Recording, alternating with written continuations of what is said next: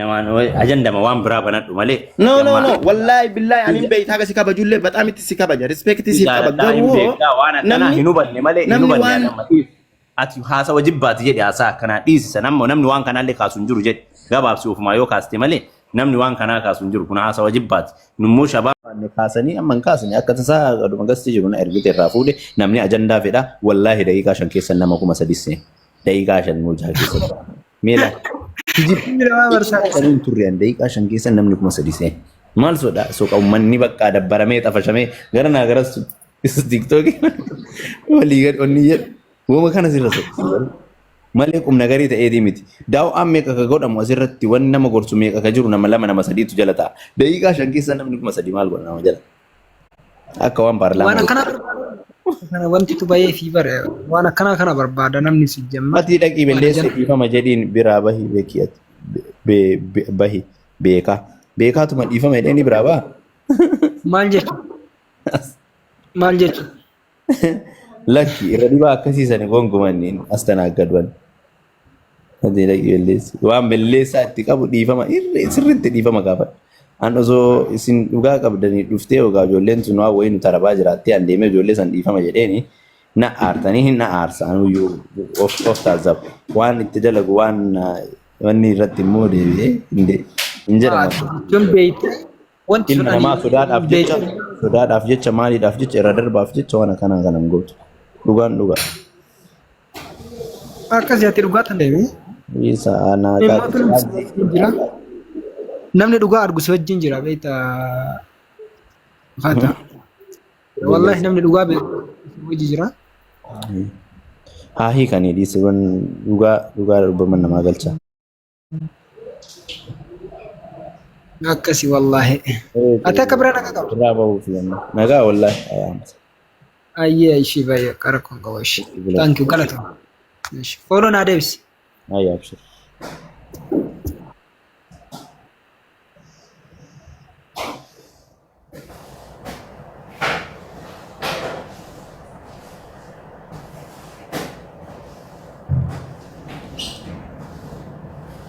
ajandaa yoo uume maal godhari'anu ijoollee faamilii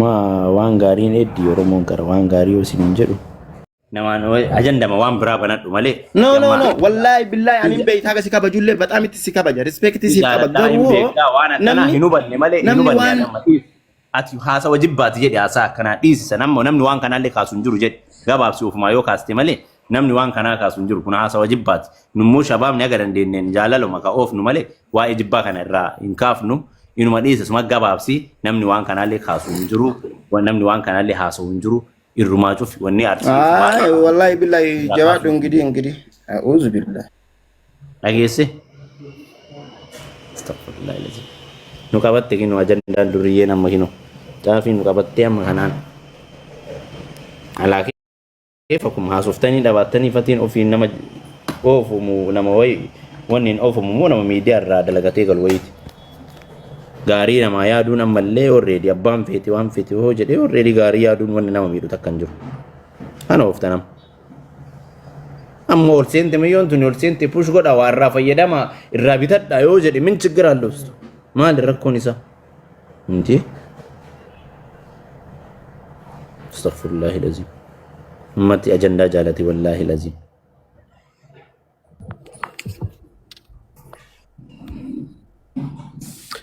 abona micha galeti mayro galeti mal galiga sita babe zille dubai anuma nangu asjuruf astaghfirullah kana oftan jetta to kana oftan jet ana siya fam siti abab yardi duga bar rakkanne bar ma kana cinqamzat nafana galin ma tu wal jalan no tu wal bira galle desidam ha usmo wal jalan no tu galte bare dabar السلام عليكم قال انجروا كم قلت ما سنوا ايدي فرتين بيجنا كده كم تركني بر والله ايه كان اوفا ما يرون مغنو يا ده سيبو زيمي كما برلما موتما ناوي تبر كاليزه بالبلي تيفنو كولچا ها ناوي بالبلي انو باي مچانغون سبب كان بيجا كده بيجا كان دوفي Akka dhufteen kottu nurraa fuudhii galii rakkannee jedheen. Aya. Innaa akkam godhulee galuu deen an jedheen. Guyyaa beeka. Wallaahi billahi ji'a eegee baraante ji'a osoo hin beekin kinoo guyyaan iftaan gaafa guyyaa torbaa dhufe. Innaa lillaa. Amma guyyaa torba sargii kee arbaaftee. Yaa laa sargiin eeguma sargii osoo waamamne deemama bukoo. Okay. Boru deem iftaan boru malee iftaan deem. Araba naate nan qoose waasi gaabbate misaa wajjin nyaanna qaara bisiraadhuti. Iftaan deema wallaahi lazim. Boru wala garuure. Kottu bakka Haran dandeessu. har'a moo har'a eessa jirta naannoo kana jirta amma? Maa naannoo jirtu akkamitti hin beekata akka abdabii jiraatta takka aleen jiraatta anan maa jimaan jira. Maa akkosiif darbe bar. Shamarrillee bilbilaan nu jalaan kaastu amma. Zoddaa dhiisaa olaa qabani. Salaam alaikum. Waalaikum salaam. Kana of taateetta. Bakka boru naaf feerta arbaata boru deema misaa. Bakka midaasii affeera. Iftaan saame gad deemta. Iftaanii galgala irra deema galgala sa'aatii magriba. Inshallah. Taate alhamdulillah rabbil alamin. Tikeetiin jitee? Hin jenne. Maa. Warri namarraa fuudhuuf kennuu beektan ayyee nurraa fuudhaa ishee. Si arginame fuudhaa. Maal taatan isin?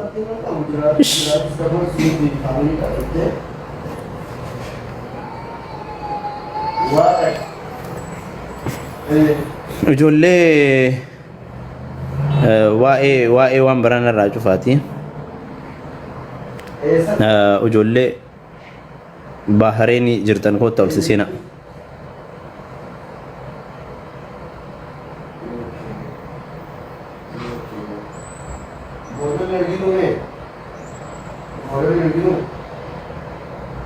Dhalaa nyaachuu baratte dhiironni mallaqa dhalaatiin jiraatu. Dhiironni mallaqa dhalaatiin mana ijaazaa jiraatu isin galee. Dhiironni mallaqa dhalaa nyaachuu baratte as keessa dhaarii bahattanii jecha isin kolkoloon. Dhiironni kolkoloon. Jaanjawaan jecha kan waa hin beekne kan mallaqa dhalaa nyaachuu barate. Isin galee.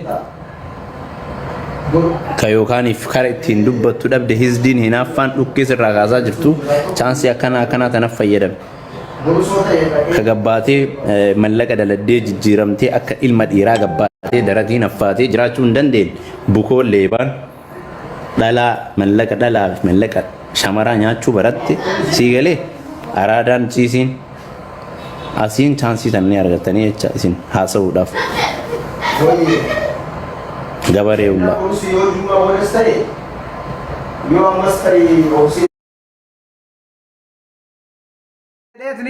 Waan kana dabarse moo maal jedheeti? Kan addaan nu baasii miti. An jechuun yaa jechuun kana hunda nama haasa'uu hin danda'u waan ta'eef kanaaf dhaqaatuma isuma laayiv jedhannu isaa usme waan akka dubbadhu. Okay, no. Inni walumaa galatti hawaasa ila waan beekuu qabdan. Dhageeffadha waan beekuu qabdan tokko waan kun gaafii hawaasati malee gaafii nama dhuunfati miti. Si galtee miti hawaasa guutuu kumate fattishii waan jaalattuuf ijoolleen teenna waan hedduu jaalattuuf gaafa dheengadda sababa isaatirraa kan ka'e lolli sun guutuun dhufee ijoolleen keenya garasuma wajjin dhaabatan. Si galee isa qofatti achi dhiisanii waan takka hin jenne inni deebiyyuu hin deefne already ijoollee wajjin arrabsamaa ture nama biraatti irraa qolataa ture jechuudha. Har'a immoo gaafa namni waan san maaliif nu deebifte balaan kun borillee deebi'ee yoo nu dhaqqabe hoo jedhee gaafate maaliif hin gartee duuba dheessuu barbaadan moo arsii guutuu tuffateeti. Aboo dhageeffadhu tokkoffaa yoo dhugaa dubbanne warri koomantii kana jala jiru dubbadhaa yoo inni dhibbatti fatishatti aaranii jiranii fatishaan immoo kunoo ila dhuftee fatishaa laalaas jala jirta. An tokkoffaa dhimma biraas irraan qabu. Ol seenii wanti kun dogongora xiqqeen. Wallaahi billaahi kun as jala jira. Ana kanuma sitti mafatishaa. Hai. Raamzaan waan biraas irraan qabu. Ana mana keetitti akka bulmatti hojjaasuuf nami kootu ol gali namni yookiin kana san isin jedhan jiru. Itti xiqqaannee namni immoo waan dogongora jiru irratti ifaan ifa walii himee wajji haasa'uu qaba. Dhimma biraas irraan qabu Raamzaan akka nama kamiittuu si jaaladha si kabaja. Sanii achitti garuu namni wal tuffatuu fi si hojii arrabsamaa turre koo gaafa si arrabsa. maal taate maa Fatishaa har'a immoo yoo dogongorte lakki wanni ati hojjette kun sirrii miti karaan kun sirrii miti yoo isin jennee saafoo dhaabanne mee haasoytee dubbattee yoo nu amansiisuu dandeette kottu weel si galee akkanuma isin jedha si ergeera kana wallahi billahi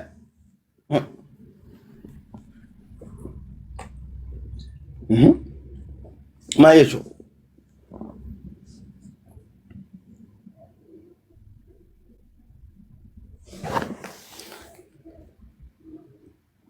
Wallahi Fatisha lal Fatisha qoza dizi ila tokofa akka tufi wayile maybe tufi nama yo qata imale kuni wan brati miti tufi nama ta ummala de mana gardu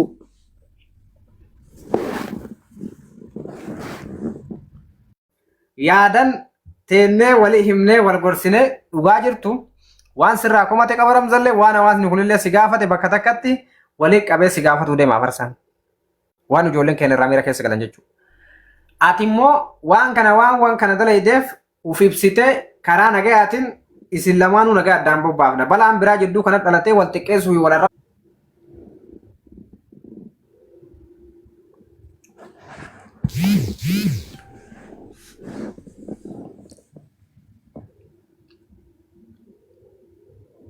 Andi mata kasirra. Yaan kamannin balaaye.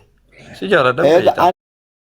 Anis bar kotto seeni wajjin dubbannaa akka nama tokkotti dogongora wanti kuni sirrii maaliif maal gocha kotto seeni jettan maa ergatee haseenu maaliif kotto seeni jettan maaltu kadhaa anin kabajee yuun kabajee sirritti kabaje laal wallahi billahi baaliyo inde coomna maal sila kalee waliin xoorinna taphannee mucaa kanarra duulanii arrabsanii taa'uuf dhaabachuu arganii ada nuti galcha barga ganda kenna guutuu arrabsiifee mujattiin tuni. Kana fuula shoo kaasa na boo uzu billah akkasin nu arrabsite araqaanyiidha haara wallahi billahi sheemnu sheem. Kuma sadii kuma furratti ganda kenna guutuu arrabsiisanii indee wallahi hin ta'u warfatte shaa waan hin taane dallayde an sitti himee ture baran sitti kaatii siin jedhe arsii sitti kaatan badduudha lafaa nama buqqifti. An dhugaa itti himee barani kanaan dura isaa fi abdiillee itti himee jira ni yaadata ramzaan jirtaami. Intala zamana keessa siftanii fiddanii jedheen ani jechuun wallahi biijii ta'eef sammuu miidiyaa irra jiru kun hojii lamaaf deema malee jechuudha banni laayivii banachuu barbaada maaliif guyyaa san itti himeen namni isin dhiisu hin jiru jedhan siifi abdiillee dhugaarusitti himaa mucattii tana irraa gorii jiraadhu mana kee mucattii tana seensiftee bitee karoofiyu dhaabi ganda keenya rabsiisini ammallee ganda keenya rabsiisuu deemtaadhee itti hime jara mara. Ittime hayyee jedhanii fudhatanii deeman si galee. Okay, amma kana goonu. Dhagai Ramza. Baali yoo dhagaatis. Tokkoffaa Fatisha jala jiraame. Inni kun obboleessa keenya Fatishatis as jala jirta. Kotto seeni gaafii ijoolleen sirraa qaban si gaafatanii tumaani gabaabamatti waan kana haa goolamnu nu wal xiqqeessu fi wal arrabsu illee nuuf gaarii miti. Amma waan kana illee jennee walitti deebisuurra erga inni illee as jiraate. Haasoyni bal'aan guddaan barbaachisu bara. Dhimmi guddaan gartee waan kana gaafii kallattiidhaan gaafannee waan gaafatu barbaannu san gaafannee san qofa deebii irraa argannaanin namni hunduu nagaa walitti ta'eetiin hin gabboo jechuudha. Nuti ilmaan abbaa tokkooti keessattuu ilmaan arsiiti ilmaan gosa tokkooti wal xiqqeessuu fi wal arrabsuun gaarii miti jenneetiin waan kana nullee hin arrabsin jenneen karaa nagaatiin gaafii si gaafataa jira waan ta'eef Fatishatis Kotto seeni deebii deebisi san boodatti nagaa goona. Kanuma jechuu barbaadan. Kanaan booda wanni biraan jiru. Kanuma bakka wanni jiru wallahi usme kanuma malee wanni jiru maali beektaa amma ila wallee namaan jechuun namni osoo hin ta'in dhugaa jirtu walitti himanii waliin deemuu hojjasii galee namni wayita waa namatti haasa'u yookaan ammoo wayita ol bahee asirratti kabajaadhaan nama gaafatu wayita mana kabajaa hin qabne dhaqanii ol seenanii arrabsamanii achirraa gad darbamanii ol seenan sii galee achirraa taranii gandi keenya guutuun arrabsamaa ture sababa mujattii tanaa sii galee kanaafuu lammaffaallee xoorinnanni ka hudduu keessaa ka'ee gara mujattii tanaa kan deebisaa jiru ka ganda keenya mallee arrabsiisuu jedhu Fatishaadha. Dhugaa jirtu walitti himnee walitti deemna amma. Kanaafuu hirma ejjennoo kan fudhachuu qabu nuti warri miidiyaa dhugaa jirtu walitti himnee arsiin arrabsamte sababa mujattii tanaa wanni hin jedhamiin hin jiru. Gandi keenya arrabsamaa ture sababa eenyuutiin sababa nama takkaatiin miti sababa Fatishaatiin. Dhugaa jirtu walitti himna amma warri koomantii jalas arrabsaa baay'isuun marti ijoollee arsiitti argiteemi. Maaliifi nama gantuudha nama ganin dhugaa jirtu walitti himnee waliin na jaalattus na jibbitus never forever wallahi lazii namni gubata garaa kiyya keessaa hin baane mucattiisan irraa qaban dhugaa sitti himaan amantus amanuu baattus wanti kutaan keenya sababa mucattiisanii jedhamee rabni sababa keetiin garuu waan nu jedhamnee arrabsamaa turre hin beekta. Sababa keetiin sababa mataa keetiitiin jechuudha ijoolleen marti irra duuba. Warri ana boo amma baaliyyoo haasaa biraati miti fatishaan hin dhufu baaliyyoo. Daassee kara hojii deemu. Hin dhufu. Hin seenta dhugaan jirtu kan. Barbaada warri as jala jirtaa miti yookiin erga dooseeni yookiin immoo hin fedhu jedhe wallahi billahi fatishaa serious. Si galee? Hin seenta moo hin seenta si kabajee jirna. Natti illee hin barreessinaa gubbaan. Bakka. Intala fidee mana seensisee.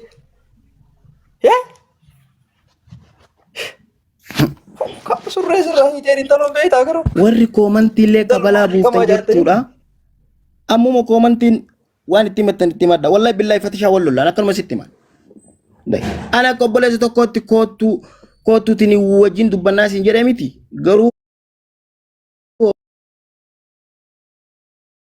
Lakki nu callifnee nama dhahuu mana osoo hin ta'in dhageeffatu. Mana dabbaaluu dhayitee diniini lubbiyyee birrii 400 gurgurtee achi onnoo itti mana raamsaa mana namaan seenu maaliif jechuun akkana.